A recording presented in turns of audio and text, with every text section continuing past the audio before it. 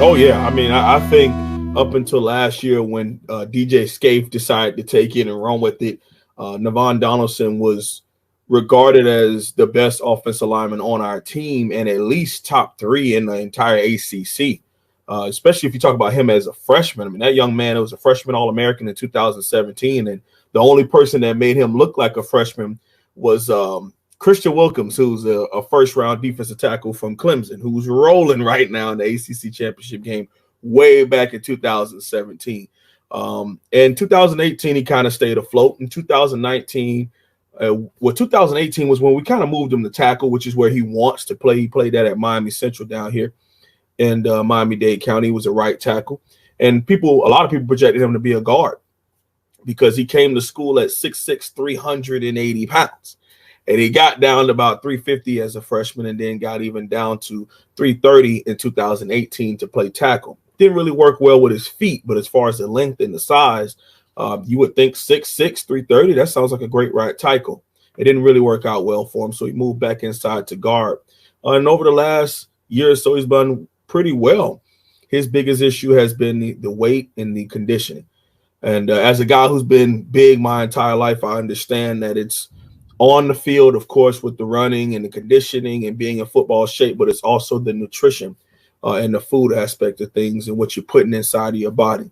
You know, as somebody, I can't really speak as to what was going on with him personally, but he decided to go ahead and take a red shirt as a senior going into what we would hope to be a season, decide to take a red shirt and get that under control, get his mind, get him focused up and get his body together and kind of shed a lot of that bad weight that probably came about over COVID-19 and sitting down. A lot of us put on some bad weight, so I can see a lot of the players doing it too, especially Navon, who's kind of struggled with it. And I think that this was such a mature move for him to just kind of get it all together. Let's focus. Let's spend this year also defeating a lot of nagging injuries, ankles, knees, hamstrings. I mean, when you're a big guy that size, nagging injuries seem to hang around for a while.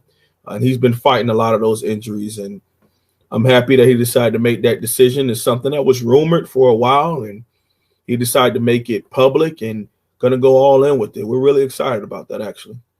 So this is some good news coming down here, Wholesome One, when you're down to the final two for an elite prospect like James Williams. And when Georgia's in the running and they're one of the two, then you got to feel good about that. Not necessarily that you're finally going to get the right guy, get him, but when Georgia's after somebody, they're elite. So James Williams is down to two, and it's the Canes and it's the Dogs.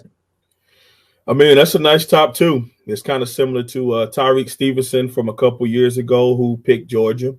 And he's doing pretty well there. Kind of similar players to a certain extent as far as being strong safety linebacker type players. But James Williams is one of those generational talents. I mean, you watch the film, and this guy he's every bit of 6'5". He isn't, 6'4 1/4, 6'3.5", and then they make him listed at 6'5". No, he's 6'5", all of 218 pounds. Now, a lot of people are making their viewpoint on James Williams moving the defensive end in light of what's been happening with Greg Rousseau, especially at Miami. Greg Rousseau was 6'6", 208 pounds when he signed with the Miami Hurricanes, and now he's up to 260-plus pounds and one of the best defensive ends in the country. After being a film evaluator and looking at it, I think he's more of a true striker, linebacker type of player. I mean, you watch the film, and he is a legit defensive back. You watch James Williams' film, and he's playing majority either one high or he's in the box. We compare him to Greg Rousseau, who was somebody that played wide receiver. He played tight end. He played some defensive end. He played, all over the field as a pure athlete, and then they wanted to hone in his skills as a defensive end edge rusher here at the Division I level at Miami. When you look at James Williams, well, he has been a DB for going on 4 years now, 4 years plus. And why take him away from doing what he's done now to be a 5-star recruit and coming in here and signing Miami, especially a 4-2-5 team, to where, in my opinion, on first and second down, he can be that striker and then even move in on third down to be an inside linebacker for us going up against tight ends and running back. I mean, it seems like a great decision for me. Why move him to defense end when he can be one of your best linebackers and the best striker on the team, and it's also what he would like to play. You know, that's the thing in recruiting. There's evaluating and projecting what a young man can do for your program, but then there's also just putting him in the best position to succeed, and that's leaving James Williams where he is, and that's a striker linebacker player.